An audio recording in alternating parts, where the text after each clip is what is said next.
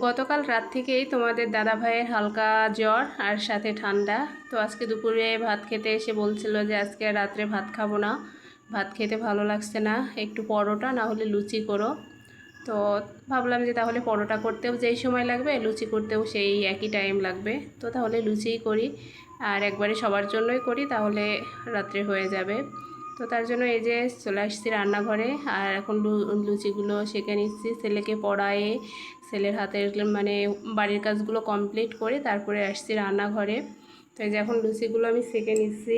তো দেখো, কথা বলতে বলতে তোমাদের তো জিজ্ঞেসই করা হয়নি তোমরা কেমন আছো, অবশ্যই কিন্তু জানিও তো কমেন্টে যে তোমরা সবাই কেমন আছো।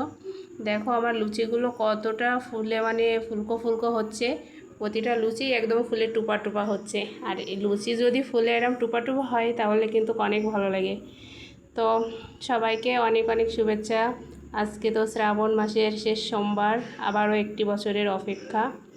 তো দেখো আমার লুচিগুলো ভাজা হয়ে গেছে সব। এই যে এই 3 গামলা লুচি হয়েছে, মিডিয়াম গামলার।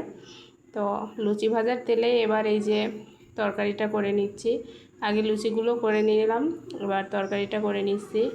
মিষ্টি কুমড়া আলু দিয়ে একটা তরকারি করছি।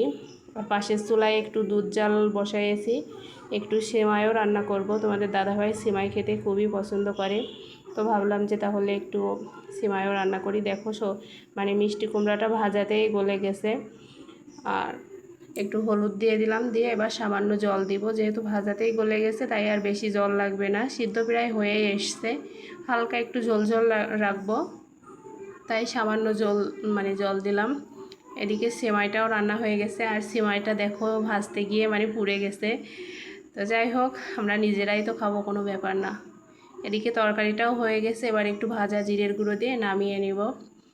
তো এখন এই যে শ্বশুর শাশুড়িকে মানে খাবারটা দিয়ে দিচ্ছি, দিয়ে তারপরে আমরা খেতে বসবো।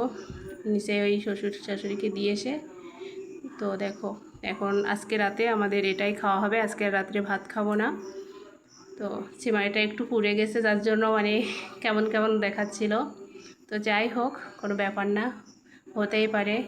তো এই যে তোমাদের দাদাভাইকে খেতে দিয়েছি, আমিও খেতে বসে গিয়েছি। সে বলছে যে খুব ভালো হয়েছে, আর রাত্রেবেলা ভাত না খেয়ে আজকে খুব ভালো লাগছে। মানে জ্বর আসলে জ্বরের মুখে কিন্তু ভাত খেতে এমনিতেও ভালো লাগে না। তারপরে দেখো খাওয়া দাওয়া শেষ করে এই যে ব্রাশ করে নিচ্ছি, এখন ফ্রেশ হয়ে ঘুমাইতে যাব। আর এর ফাঁকে কিন্তু আমি খাওয়া দাওয়া শেষ করে রান্নাঘরে যা বাসন ছিল, এঁঠো বাসন, রান্নাঘর সব কিছু একদম ক্লিন করে রেখেছি, কারণ সকালবেলা আবার ছেলের স্কুল। আর কয়েকদিন হলো ছেলের স্কুলে ক্লাস শুরু হচ্ছে 8:30 থেকে, মানে 9টা থেকে ক্লাস হতো, এখন 8:30 কিংবা 8:45 থেকেই ক্লাস শুরু হয়ে যাচ্ছে। তার জন্য আরও টাইমে পৌঁছানোর জন্যই আমি রাত্রেবেলা বিশেষ করে সকালের কাজ অনেকটাই করে রাখি, যাতে করে একটু টাইমে পৌঁছাতে পারি। তো এই যে ফ্রেশ হয়ে চলে আসলাম রুমে, এখন এই যে একটু নিজের যত্ন নিচ্ছে। সারাদিন এত খাটাখাটনি এত কাজ করার পরে নিজের একটু যত্ন নেওয়ার সময় হয় না, এই রাত্রেবেলাটুকু তাও মাঝে মধ্যে ভুলে যাই। কোনো দিন মানে মুখও ধুই না, জাস্ট ঘুমিয়ে পড়ি। তো দেখো এই যে এভাবেই কিন্তু আমি ঘুমিয়ে পড়ি, মানে চুল বিয়ে নিয়েও করি না, আর তার জন্য যে কত ক্লিপ ভাঙছে। তো যাই হোক, সবাই ভালো থেকো, শুভরাত্রি।